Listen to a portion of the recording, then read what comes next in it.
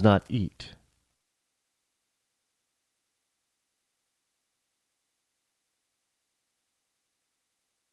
But people think that you have a right to somebody else's expertise in healthcare. You don't have a right to a computer person's skill and expertise, but you got a right to somebody's healthcare education and expertise.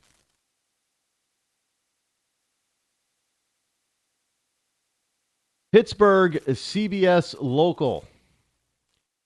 Clarion University play is canceled. Wait till you hear why. A group of students at Clarion University were set for the opening night of a stage production. Then they got the news that the show must not go on.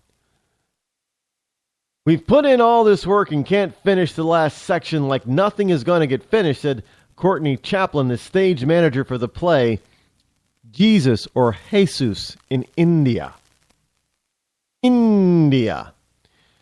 Clarion University was told to cancel the play by none other than the playwright. That hasn't been torn down yet, but the marquee outside Little Theater reads, this production has been canceled. The playwright cited ethnic composition.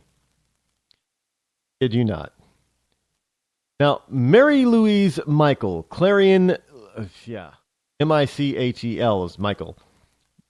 Mary Louise, M-A-R-I-L-O-U-I.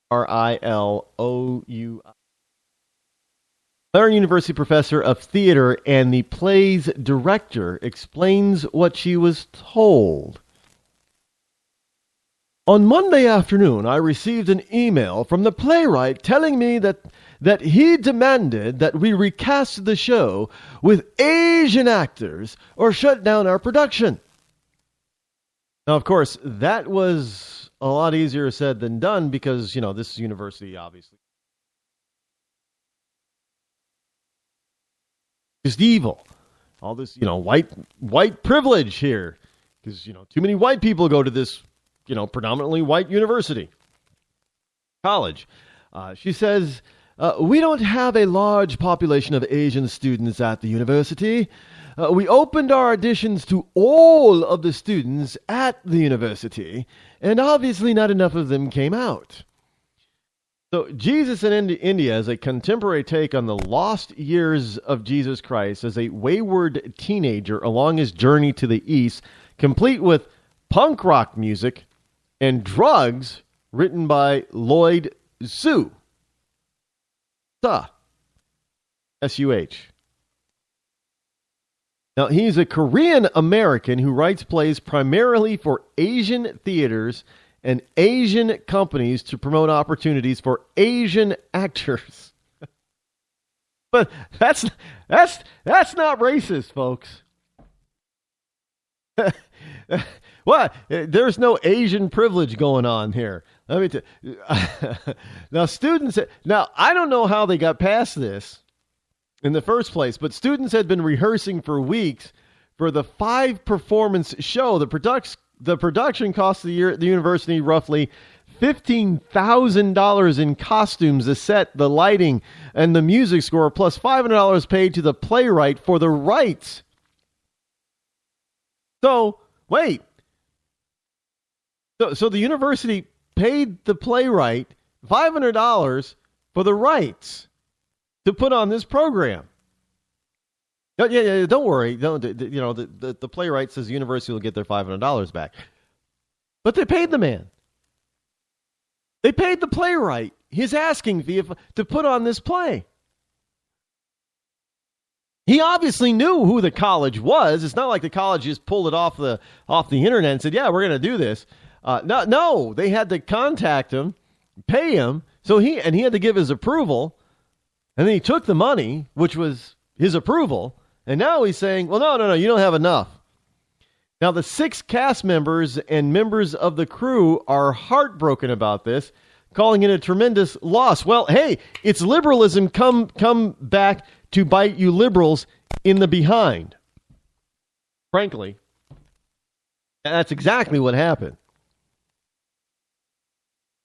Only 6. I guess they couldn't find 6 Asian actors willing to do this play.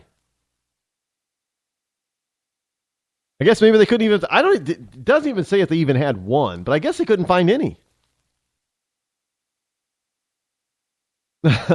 Now, 2 of the actors, one by the name of Victoria Heckert, Heckert, and Kia Harrington-Weimer, Harington hyphen Wymer. Kia, Kia, not the car. AIAH for Kia. Now, Heckert said, mostly we are dealing with this like a death in the family. That's what it feels like. I don't know. I don't know about you, but having a play canceled is not like having a death in the family. The play can be revived somewhere else if need be. You cannot revive the dead family member. They're gone for... I don't believe... This is why you liberals are getting bit back in the butt because of your stupidity. You say stuff like this, and I'm thinking, before I might be on your side, I think this is stupid, him canceling the show because there's not enough Asian actors, I guess, around for you to put on an Asian production.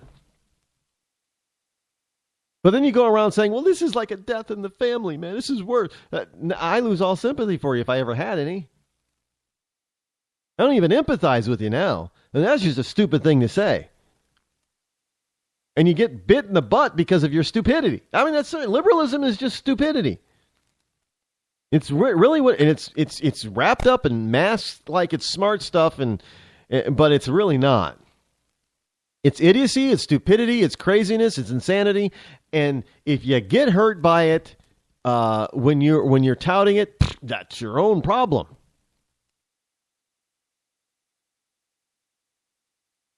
Now, the playwright, who's out of New York City, never saw any of the rehearsals, just promotional tweets of the actors. All of the actors were white, with the exception of one biracial student. So you got 6 actors, 5 of them are white, 1 is biracial. Evidently, not even the biracial one is of Asian descent. Canceled the play because it's an Asian play. I only write for Asian theaters and Asian audiences. I don't know about you. That sounds pretty racist to me. If I don't. So, well, hey, because only blacks, only African Americans can have African American plays with only African American actors for African American only audiences. Because everybody else who does that, if you have a white play with white actors for white audiences, that's racist. So I would assume that because Asians are also not black, that would be racist of this playwright to do this. I'm just saying. Oh, but yeah.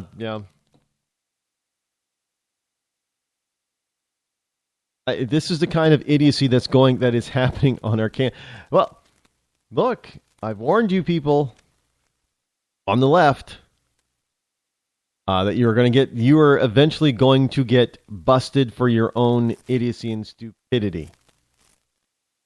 Here's a follow-up, New York Times. Here's a follow-up to a story that I brought you a couple of weeks ago about teenagers being charged for having naked pictures of themselves on their phones.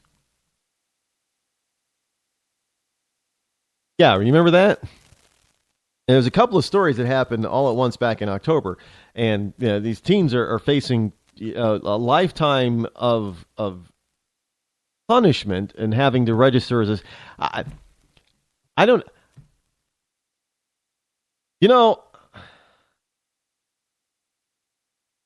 I've asked the question, how is it a crime if you're 17 years old, you take a picture of yourself fully nude on your camera phone, and then you turn 18? Now it's illegal because it's pornography. But if you're 16 years old, you take a picture of yourself nude, and you send that picture to your 16-year-old girlfriend, well, now you've supposedly committed the crime of transmitting child pornography. I don't think that's what the law was intended for. But this is what these kids who are doing all this sexting are getting. All over, they're getting caught up in this. I mean, all these teenagers think it's kind of cool. Yeah, hey, you know, they're in love with their boyfriend or girlfriend. You know, doesn't homosexual, doesn't matter. They're in love with their boyfriend or the girlfriend, and they send them a nudie of themselves, and you know, trying to get them all riled up and that kind of stuff, and then they send the nudie back and blah blah blah.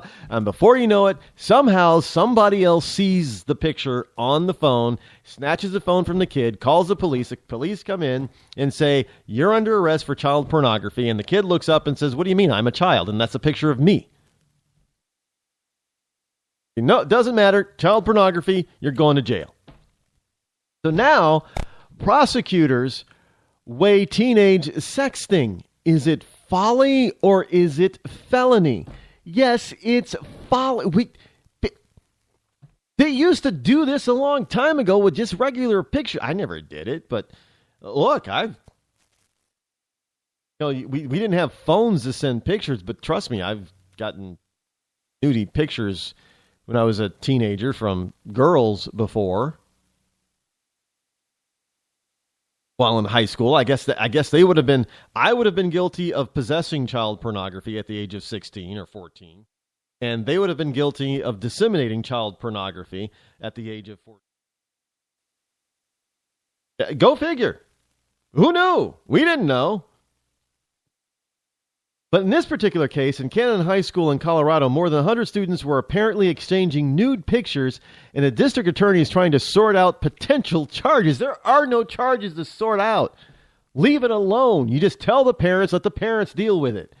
Why do we have to have the government coming in and stepping in again? Now, the high school sweethearts, in this particular case, were 16 when they traded nude cell phone pictures. There was no evidence of coercion or harassment or anything nefarious, but under a literal interpretation of North Carolina law, each had distributed child pornography. They're 16.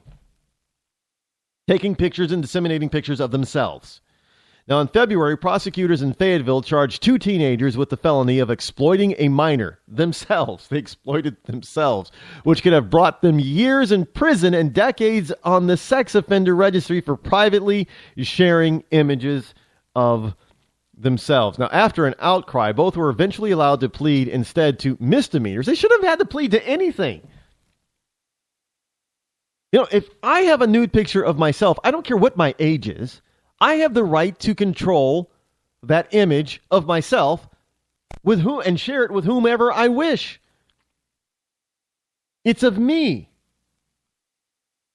And this, again, is government overstepping its bounds and overstepping its authority and creating criminals out of people who are otherwise not criminals or law-abiding citizens. I know some people will say, well, that's the massive prison complex industry, Rod. They need to have those cells filled.